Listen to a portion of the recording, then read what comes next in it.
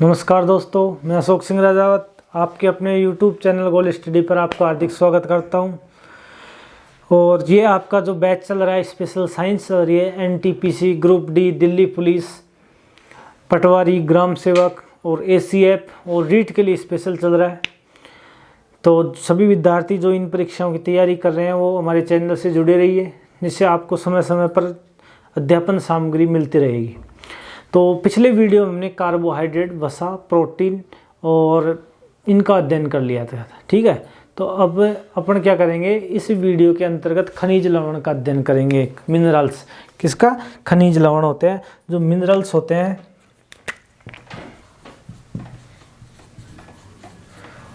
खनिज लवण। खनिज लवण का क्या करेंगे? अध्ययन करेंगे।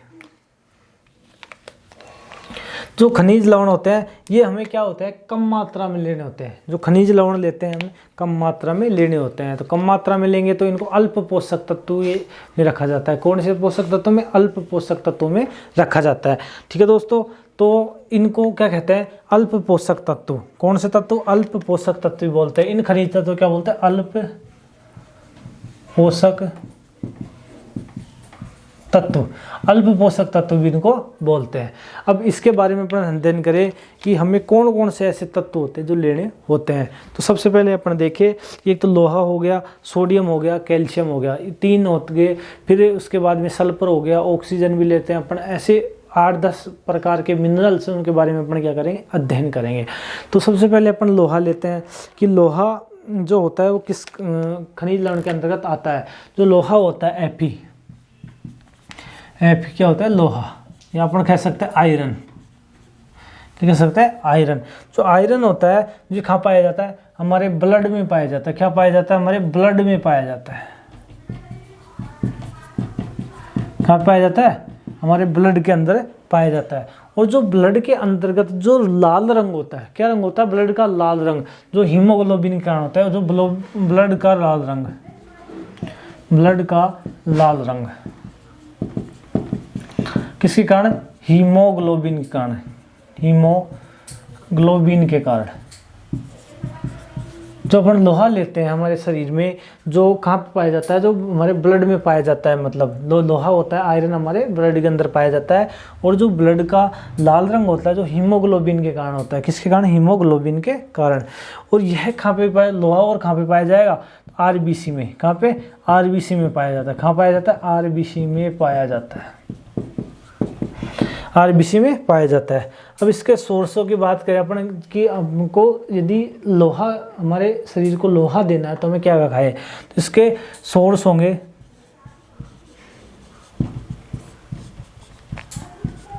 वो होंगे चना हो गया,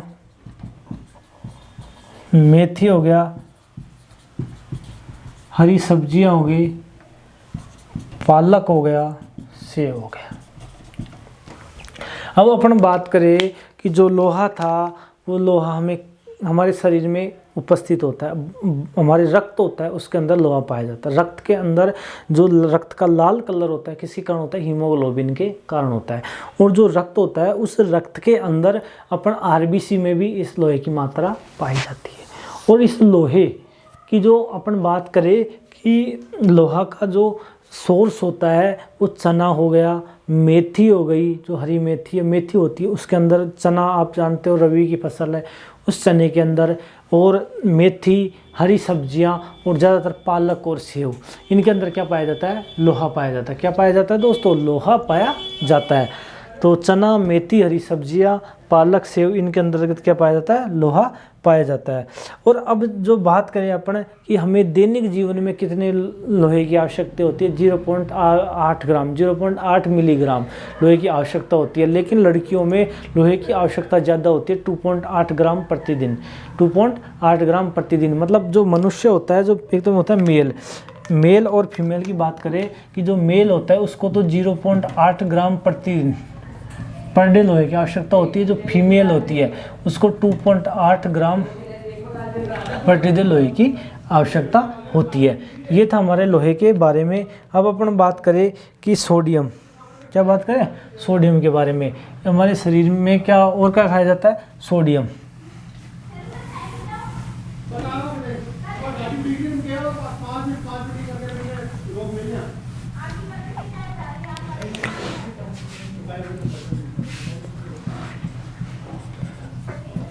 सोडियम। सोडियम अपन देखते हैं, सोडियम हमें कहाँ से मिलता है, तो जो नमकीन खाना होता है, कहाँ पे नमकीन खाना होता है, नमकीन खाना या अपन कह सकते हैं समुद्री फूड, क्या कह सकते हैं, नमकीन खाना, नमकीन खाना या समुद्री फूड, समुद्री फूड होता है। इसके अंतर्गत से हमें क्या मिलता है, जो नमकीन खाना खाते हैं अपन, नमकीन खाना खाते हैं उसके अंदर से हमें क्या मिलता है, सोडियम मिलता है। और ये सोडियम होता है तो इसका कार्य क्या होता है, इसका कार्य होता है कि रुधिर दाब का संतुलन करना। रुधिर दाब का संतुलन का मतलब ये क्या करता है कि हमारे जो इलेक्ट्रोपल्स होती है, हार्ट बीट होती है, मतलब धड़कन होती है, क्या धड़कन को नियंत्रित करता है। और एक होता है जो बीपी, और बीपी को भी क्या करता है, ये बीपी को कंट्रोल करता है। यदि जो सोडियम होता है, जो इसका सोर्स कहाँ से हो गया, नमकीन खाना, कहाँ से हो गया, नमकीन खाना या समुद्री फास्ट भोजन होता है। समुद्री भोजन का मतलब समुद्र के अंदर से जो जीव जंतु निकाले जाते हैं, मछलियाँ हो गई, सेवा मछलियाँ वगैरह ऐसे होती है, इनको समुद्री सी बोला जाता है, जो ऐसे योगी जो समुद्र के अंदर मिलते हैं। तो उनसे हमें क्या प्राप्त होता है, सोडियम प्राप्त होता है। और रुधिर दाब को संतुलित करता है। रुधिर दाब मतलब हमारे जो ब्लड का जो प्रेशर होता है उसको संतुलित किया जाता है।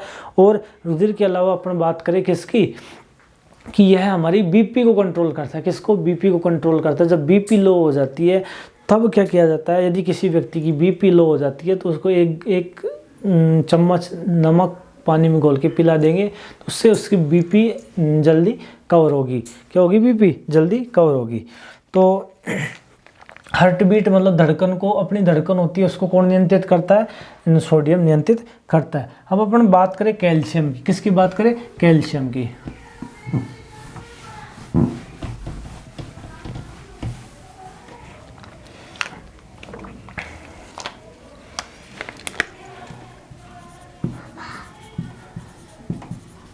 कैल्शियम की बात करें अपन, जो कैल्शियम होता है, जो क्या होता है कि कैल्शियम होता है जो हमारे दांत और हड्डियों में पाया जाता है। ये हमारे कहाँ पाया जाता है, दांत व हड्डियों में। कहाँ, दांत व हड्डियों में पाया जाता है। कहाँ पे, दांत व हड्डियों में पाया जाता है। और हमारे शरीर में सबसे अधिक मात्रा में क्या पाया जाता है, कैल्शियम। हमारे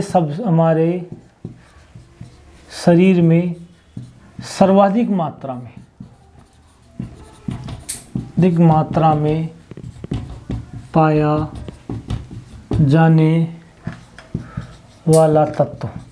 आपसे क्वेश्चन पूछ लिया जाए कि हमारे शरीर में ऐसा क्या है जो सबसे, ऐसा कौन सा तत्व जो सबसे अधिक मात्रा में पाया जाता है, तो वो क्या कहलाता है, कैल्शियम। क्या कहलाता है, कैल्शियम। अब कैल्शियम हमको इसके सोर्स हैं, जो सोर्स है वो कहाँ हो गए, जैसे प्याज हो गया, गोभी हो गई, खजूर हो गया, अंडा हो गया और दूध हो गया। इनसे हमें क्या प्राप्त होता है, कैल्शियम प्राप्त होता है। इनसे हमें क्या प्राप्त होता है, कैल्शियम प्राप्त होता है। कि हमारे शरीर में सबसे ज़्यादा अधिक मात्रा में क्या पाया जाता है, कैल्शियम पाया जाता है। हमारे शरीर में सबसे ज़्यादा अधिक मात्रा में क्या पाया जाता है, कैल्शियम पाया जाता है। और जो कैल्शियम खा पाया जाता है दांत और हड्डियों के अंदर स्थित होता है। कहाँ पे, दांत व हड्डियों के अंदर। और इसके सोर्सों की बात करें अपन, इसके सोर्स क्या क्या है, प्याज खाते हैं अपन, गोभी खाते हैं, खजूर खाते हैं, अंडा खाते हैं, दूध खाते हैं। तो इनसे क्या प्राप्त हो जाता है, पर वो इनसे क्या प्राप्त हो जाता है, खनिज मतलब कैल्शियम प्राप्त हो जाता है। क्या प्राप्त होता है, कैल्शियम। इसकी कैल्शियम की कमी हो जाए, कैल्शियम की कमी से क्या होगा, हमारे दांत व हड्डियाँ कमज़ोर हो जाती है। दांत व हड्डियाँ क्या हो जाती है, कमज़ोर हो जाती है। दांत व हड्डियाँ क्या हो जाती है, कमज़ोर हो जाती है।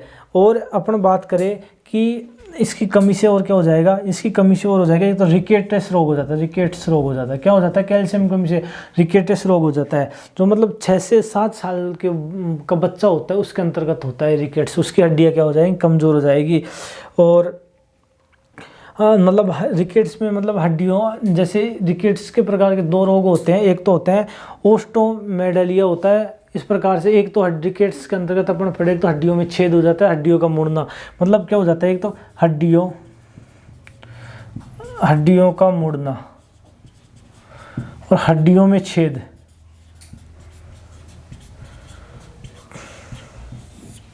ये हड्डियों में छेद होते हैं, इसको बोलते हैं ओस्टोपेरासिस। ओस्टोपेरासिस बोलते हैं हड्डियों में छेद को। और हड्डियों का जो ये हो जाता है इसको बोलते हैं ओस्टोमेडासिया। ओस्टोमेडासिया ये हड्डियाँ मुड़ जाती हैं, इसको ओस्टोमेडासिया कहते हैं। हड्डियों में छेद को ओस्टोपेरासिस बोलते हैं। तो ये था। और इसकी अधिकता, यदि इसकी तो थी कमी, और यदि इसकी कैल्शियम की अधिकता हो जाए, क्या हो जाए, अधिकता, कैल्शियम की अधिक हो जाती है, तो हमारे पथरी की शिकायत हो जाती है। किसकी, पथरी की, या स्टोन बन जाता है पेट में। क्या बन जाता है, स्टोन बन जाता है। ठीक है दोस्तों, तो ये था अपने कैल्शियम के बारे में। अब अपन बात करें जैसे फास्फोरस की बात करें, जैसे और तत्वों की अपन आगे बात करते हैं।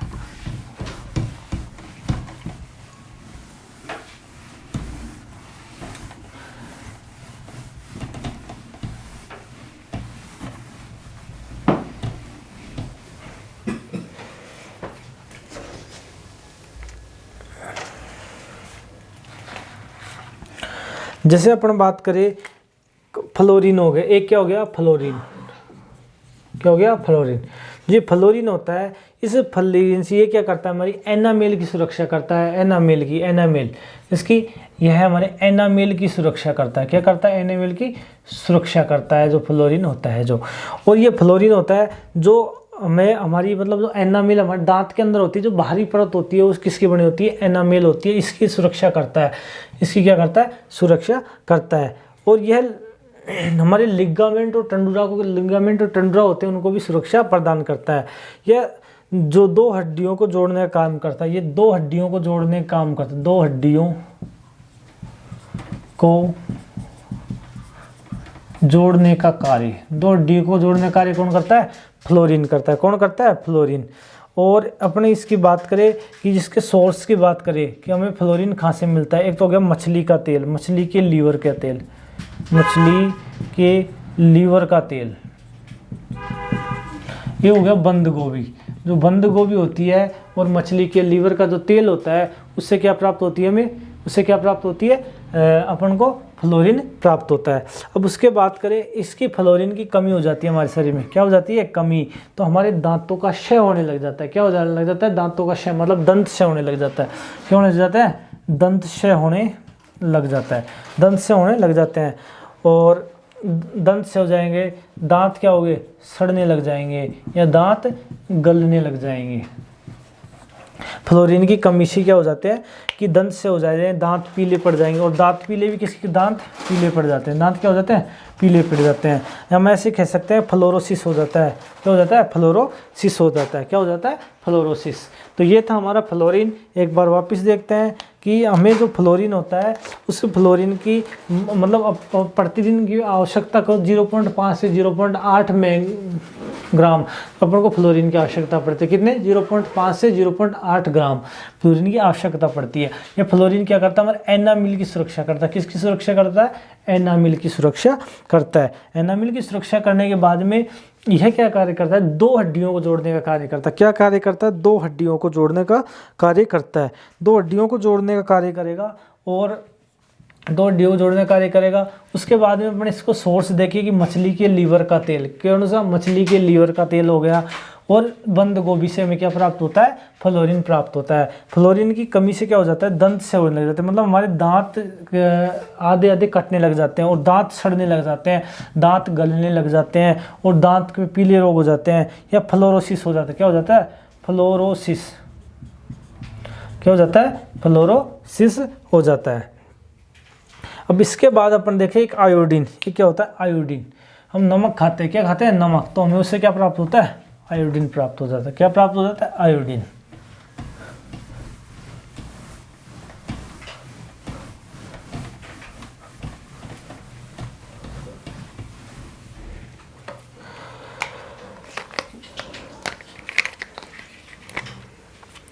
आयोडीन, देखिए आयोडीन की हमें पर डे 150 से 250 ग्राम आवश्यकता पड़ती है पर डे। कितने? 150 से 250 ग्राम। अब अपन करें कि जो NaCl आयोडीन कहाँ से प्राप्त होता है? NaCl से।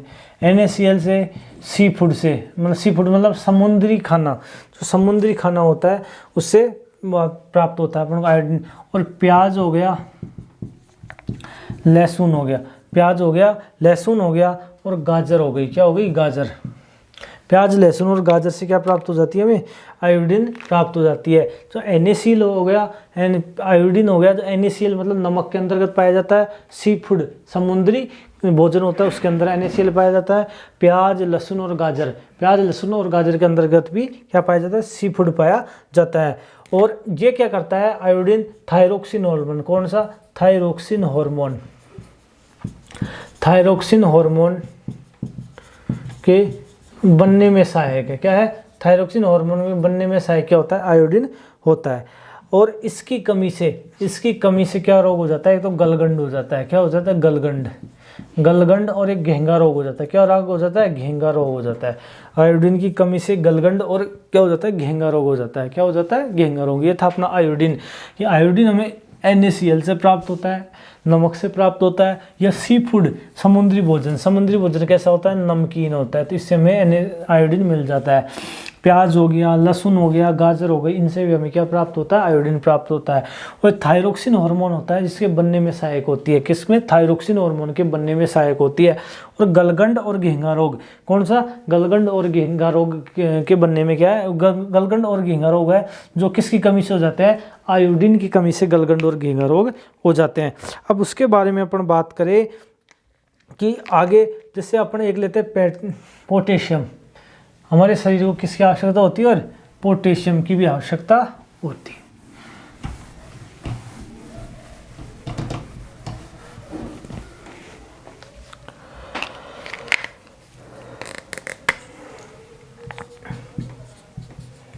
पोटेशियम इसको के से व्यक्त करते हैं। किससे व्यक्त करते हैं? के से। और हमें प्रतिदिन 5 ग्राम पोटेशियम की आवश्यकता होती है। कितने ग्राम? 5 ग्राम प्रतिदिन पोटेशियम की आवश्यकता होती है। और यह हमको कहाँ से मिलता है? जैतून के तेल होता है। जैतून और केले में से हमको क्या प्राप्त होता है?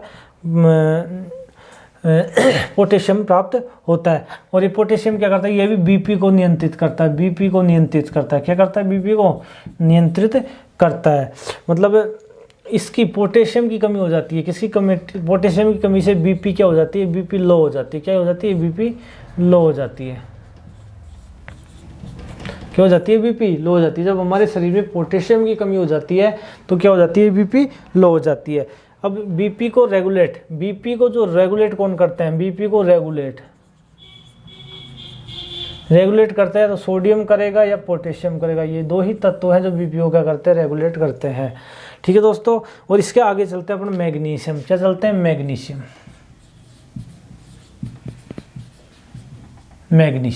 तो मैग्नीशियम होता है जो हमारी मांसपेशियां बनाने में सहायक होता है। क्या? मांसपेशियां बनाने में सहायक होता है। हमारी मांसपेशियां बनाने में सहायक कौन होता है? मांसपेशियां सहायक होता है। और मांसपेशियों का संकुचन में, मांसपेशियों के संकुचन में सहायक होता है। किसमें? मांसपेशियों के संकुचन में सहायक होता है। और ये और क्या करता है? एंजाइम की सक्रियता को बढ़ाता है। क्या बढ़ाता है? एंजाइम की सक्रियता को बढ़ाता है। और उसके बाद में अपन देखिए मैग्नीशियम कहाँ से प्राप्त होता है? दूध हो गया, अंडा हो गया, मटन हो गया और हरी सब्जी होगी। इनसे क्या प्राप्त होता है अपन को? मैग्नीशियम। और आगे बात करें अपन जिंक की। एक हमें क्या प्राप्त होता है? जिंक भी हमको आवश्यक होता है। कि जिंक क्या? जिंक। तो ये लार और पसीने, कहाँ पे? लार और पसीने में से हमें, और आंसू, लार और पसीने होते हैं और आंसू होते हैं, उनसे हमें कौन सा पदार्थ प्राप्त होता है? जिंक प्राप्त होता है। और ये क्या करते हैं? इंसुलिन के निर्माण में सहायक होती है। क्या होती है? इंसुलिन के निर्माण में सहायक होती है। इंसुलिन के निर्माण में सहायक होती है। इसके बाद में अपन देखें फास्फोरस। क्या? फास्फोरस होती है। जो फास्फोरस होता है हमारे कहाँ पे होता है? बालों में। एक तो बालों में हो गया, एक हड्डी में हो गया और एक मांसपेशियों में हो गया। कहाँ पे हो गया? मांसपेशियों में। जो फास्फोरस होता है एक हमारी हड्डियों में हो गया, बालों में हो गया और मांसपेशियों में होता है। तो इस फास्फोरस की यदि मात्रा ज़्यादा हो जाती है, फास्फोरस की मात्रा ज़्यादा हो जाती है तो घुंघराले बाल हो जाते हैं। क्या हो जाते हैं? घुंघराले बाल। तो किसी भी व्यक्ति की यदि शरीर में फास्फोरस की मात्रा अधिक है तो उसके बाल कैसे हो जाते हैं? घुंघराले हो जाते हैं। अब एक बच गया सल्फर। क्या बच गया? सल्फर। तो सल्फर होता है, जो सल्फर हमारे लहसुन,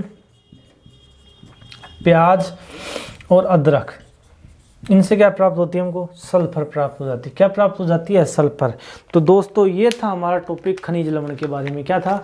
खनिज लवण के बारे में। जो ये खनिज लवण के बारे में तो हमने बात की, पोटेशियम की बात की, कैल्शियम की बात की, मैग्नीशियम की बात की, सल्फर की बात की। तो कम से कम 8-10 तत्वों की बात की है, जो हमारे 8-10 तत्वों की क्या की है? बात की है। तो इसमें क्या करेंगे अपन? 8-10 तत्वों में खनिज लवण थे जो हमारे शरीर की क्या होती है? आवश्यकता होती है, इनकी क्या कर देते हैं? पूर्ति कर देते हैं। तो ये था खनिज लवण के बारे में। अब बचा है विटामिन। तो विटामिन भी हम अगले जो वीडियो होगा उसके अंतर्गत विटामिन करा देंगे। तो आप हमारे वीडियो को अधिक से अधिक संख्या में लाइक करें, शेयर करें, सब्सक्राइब करें। धन्यवाद।